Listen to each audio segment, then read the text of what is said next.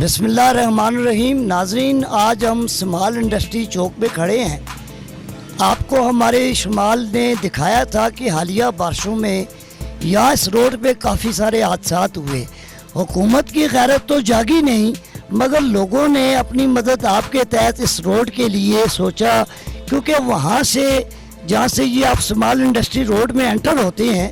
وہاں سے آپ دیکھیں اتنا بڑا گڑھا بن چکا ہے اور روڈ کا لیول اتنا نیچے آ چکا ہے اور پانی کی ایک ندی کا منظر پیش کر رہا ہوتا ہے۔ میرا کیمرہ مین اگر عقب میں دکھا سکے تو یہ اپنی مدد آپ کے تحت یہاں پر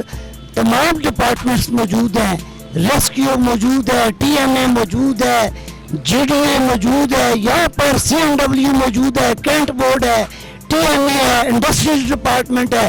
مگر باعث شرم ہے یہ بات کہ اس امپورٹنٹ روڈ کو ضلع ایبٹ آباد کی جو ورلڈ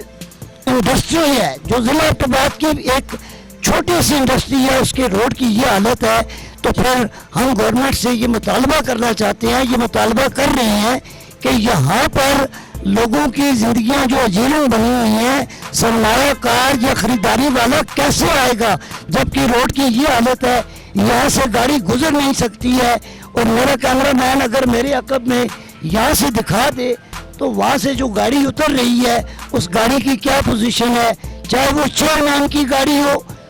چاہے وہ منسٹر کی گاڑی ہو یا کسی عام بندے کی گاڑی ہو،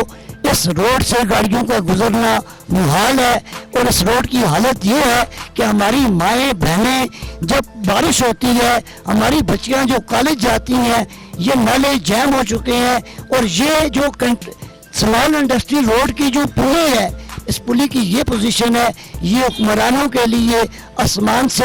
تارے توڑ کر لانے ہیں۔ انڈسٹری ڈپارٹمنٹ، کینٹ بورڈ اور متعلقہ ادارے اس بات پہ نوٹس لیں اور اس روڈ کی تعمیر کا فل فور اعلان کیا جائے۔ ناظرین، شمال انڈسٹری کے ایک تاجر ہمارے ساتھ کھڑے ہیں، سعید صاحب، آئیے کچھ ان سے بات کرتے ہیں کہ ان کے کیا خیالات ہیں۔ سعید صاحب السلام علیکم۔ وعلیکم السلام سر۔ تھوڑا سا اپنا تعارف کروا دیجئے کہ آپ کا تعلق کہاں سے ہے اور کدھر سے ہے، اور آپ کا یہاں پر کون سا بزنس ہے؟ سر میری یہاں پہ شاپ ہے، اسٹیل کا کام میں کرتا ہوں۔ یہاں پہ سر جو پانی آتا ہے تو ہم یہاں پہ اپنی مدد آپ کے تحت کچرا لا کے یہاں پہ پھینکتے ہیں، اور پانی آتا ہے، یہ کچرا سیدھا نالے میں گر جاتا ہے۔ اور ابھی جو ہے نا یہاں سے گاڑیوں کا گزرنا بہت مشکل ہے، نیچے سے گاڑیاں اور ان کے بمپر بھی ٹوٹ جاتے ہیں، گاڑیاں یہاں سے گزر نہیں سکتی، اور لوگ یہاں سے گزرتے ہیں، لڑکیاں، مامیاں، بہنیں اور بھائی یہ جہاں سے گزرتے ہیں ان کے سارے کپڑے گندے ہو جاتے ہیں، یہاں سے پانی سے گزر نہیں سکتے ہیں، اور شدید ہمیں تکلیف ہے۔ گورنمنٹ کی طرف سے کوئی نمائندہ یہاں پہ نہیں آیا تاکہ اس روڈ کو ہمارے لیے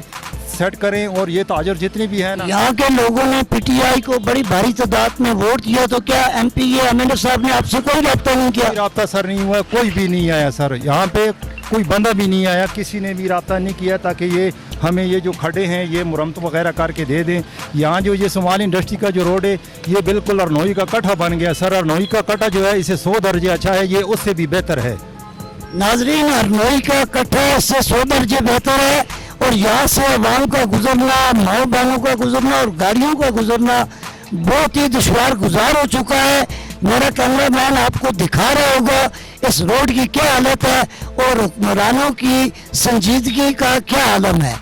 اپنی پوری ٹیم کے ساتھ قاری راشد محمود، شمال ایبٹ آباد۔